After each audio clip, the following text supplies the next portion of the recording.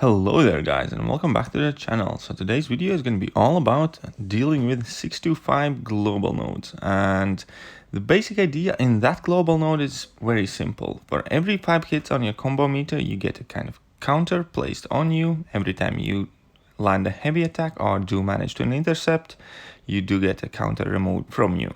Intercepting removes 2 counters, heavy attack removes 1.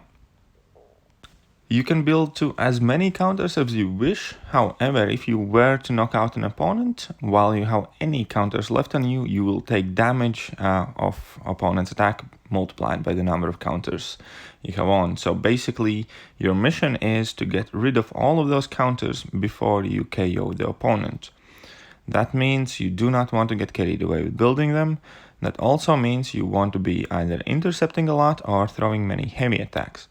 Since obviously intercepting is a much more dangerous kind of way of playing, typically you will choose champions that are heavy reliant, can throw a lot of good heavy attacks, benefit from it, and that doesn't disturb their game style.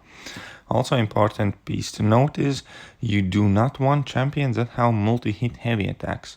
Like, as the base idea is, if your heavy attack lands 5 hits, then it pretty much just cancels itself out and it's not really going to help you out much.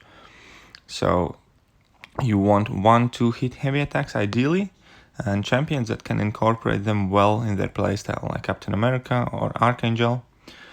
But speaking of perfect champions for this chapter, once again Ghost shines in this one, just because if opponent is lunging at you and you face 1 hit and 1 hit only, the game will count it as an intercept for the node.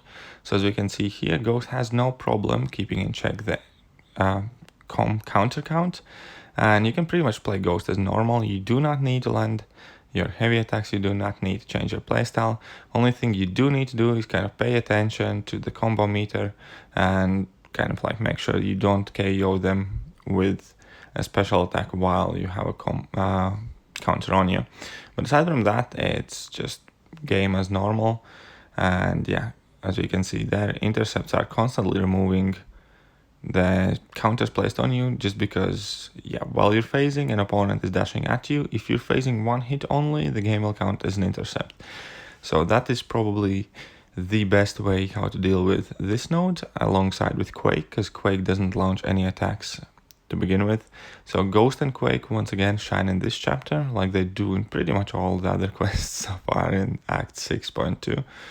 But yeah, so Ghost, excellent choice. Now we're going to take a look at the next champion, and that's going to be Wasp. I already featured Wasp in her own video, showing that she deals with this node extremely well. Now I'm fighting Loki, and I happen to be lucky enough that he and I both started on power lock. That means neither of us can gain any power basically throughout the fight, and that leaves me free to spam heavy attacks in corner.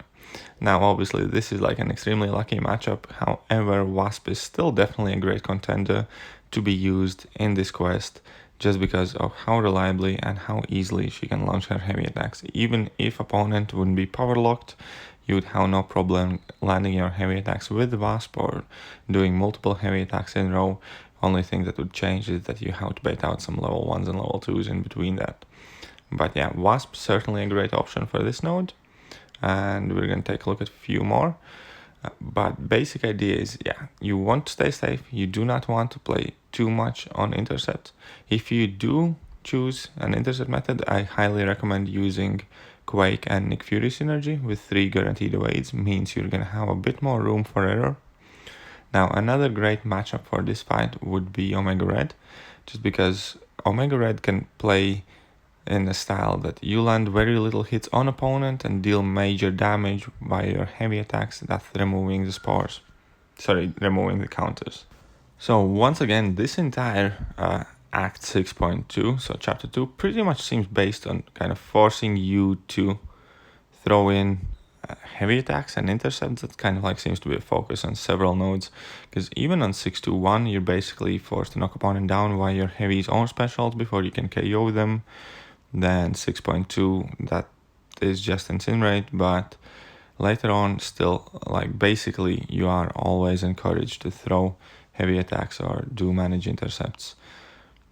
So that seems to be a common theme that Kabam is trying to enforce in this chapter, by the looks of it anyways.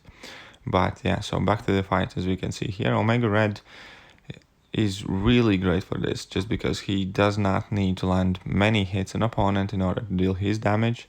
That also means he's not going to be gaining too many of those counters overall, and that means you can get rid of them fairly easy. And his heavy attack has great reach and obviously helps with his general gameplay.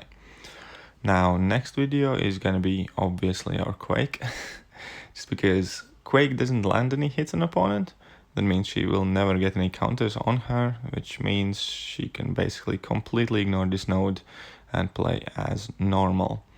Now, I'm going to speed this footage up a bit.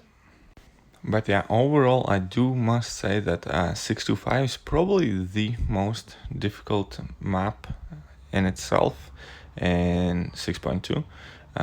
Not talking about the boss, just the map itself, because even though the global node isn't like too bad and too tricky, and you can certainly play around it and it doesn't really disturb you too much while you're playing. However, all the path and local nodes have been overtuned to like 110, and it was actually pretty difficult to find kind of like beginning path to where to actually record these fights.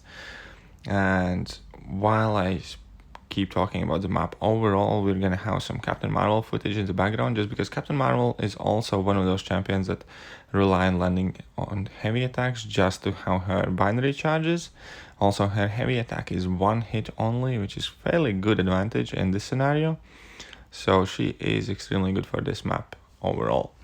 But obviously for the first fight, we do need to build up our binary charges, which means we need to parry a lot.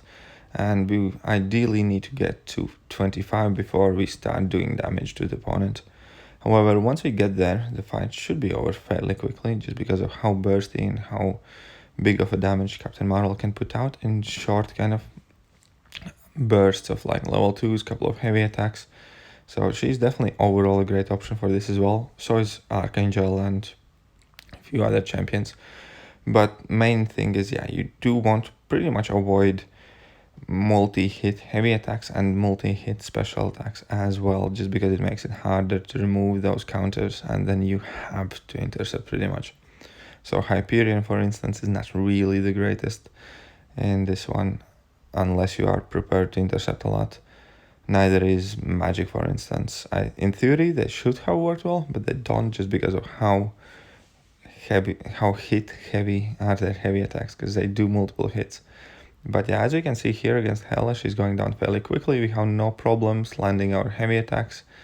Well, we had few problems landing our heavy attacks, but when we do land them, we remove the counters and the fight's nearly over here.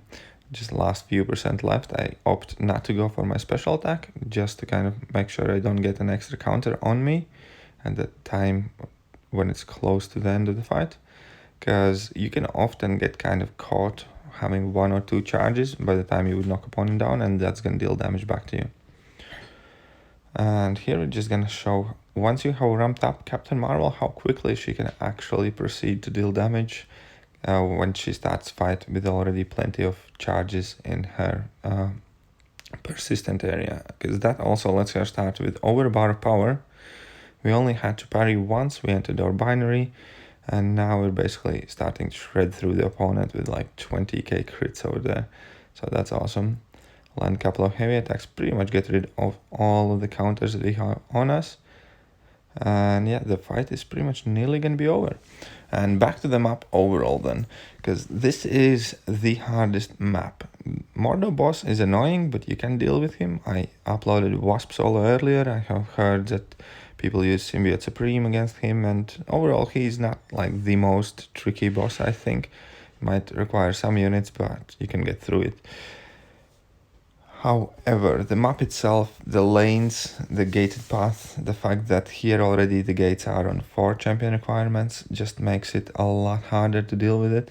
There are a lot of bleed, incinerate, poison, 200% power gain, all or nothing kind of stuff, and the path overall are fairly tricky for sure, definitely, because yeah, there's a lot of immunities required, a lot of power control champions, a lot of different annoying kind of damage over time debuffs with Shock, with Incinerate, with Bleed, with Sharpened Claws, and with like, yeah, there are several fights on 200% power gain, aggressive regions. There's plenty of like Korgs and Dominos and Abominations on maps, and it is probably the most stacked map in 6.2, which is gonna be the trickiest, I believe.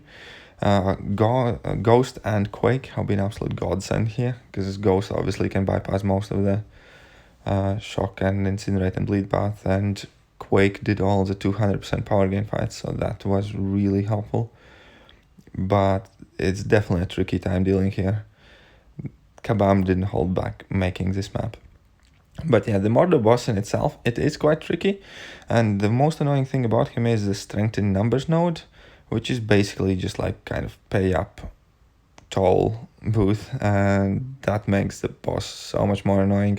In itself, he has a lot of annoying stuff on him, aside from strength in numbers, but you, like, yeah, I posted some Wasp solos. Even if you can't solo, you can pretty much use any champion to chip away at him. The problem is that you need all your team alive, otherwise you're going to be hitting really weak and you're not going to be doing any ability accuracy. Anyways, guys, I hope you enjoyed the video. I hope it helped you.